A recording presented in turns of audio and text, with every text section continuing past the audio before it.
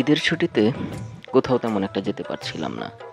তখন বাড়ির পাশেই কাছাকাছি কোথাও ঘুরে আসতে ইচ্ছে করছিল। তখনই মনে হলো পূর্বাচল আবাসন এরিয়ার কথা।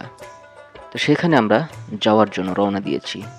যেতে যেতেই রাস্তায় অনাকাঙ্ক্ষিত দুর্ঘটনার সাক্ষী হয়ে গেলাম। তারপর আস্তে আস্তে আমরা সামনের দিকে এগোতে লাগলাম।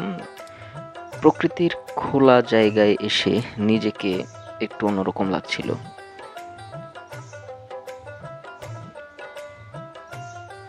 আমরা প্রায় চলে এসেছি। এখানে আসলে যে কারোরই মন ভালো হয়ে যাবে। প্রকৃতি এতই সুন্দর, প্রচুর লোক সমাগম হয় এখানে। পরন্ত বিকেলের সূর্যটা দেখতে বেশ ভালো লাগছিল আমার।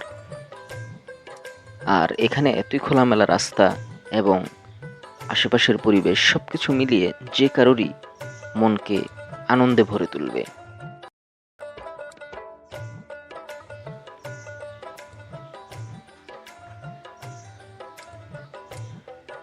আশেপাশের প্রকৃতিটা বেশ ভালো লাগছিল। দূরের গ্রামগুলো যদিও ক্যামেরায় তেমন একটা ভালো লাগছে না, বাস্তবে তার থেকেও আরো সুন্দর।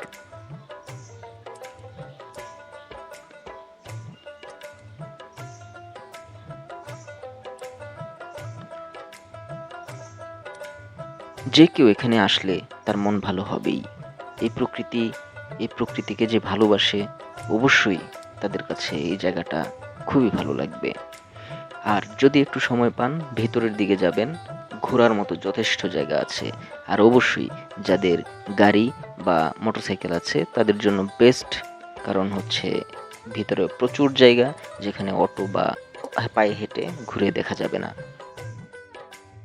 তার জন্য অবশ্যই আপনাদেরকে গাড়ি ব্যবহার করতে হবে।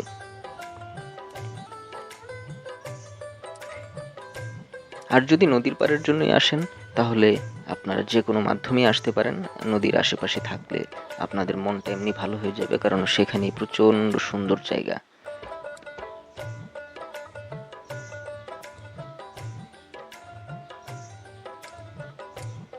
আশপাশের প্রকৃতিটা খুবই সুন্দর, যতই দেখছি ভালো লাগছে।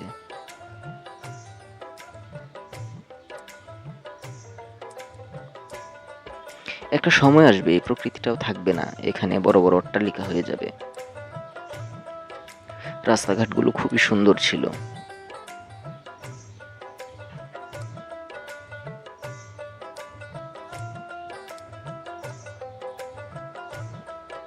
আসলে অবশ্যই উপভোগ করতে পারবেন।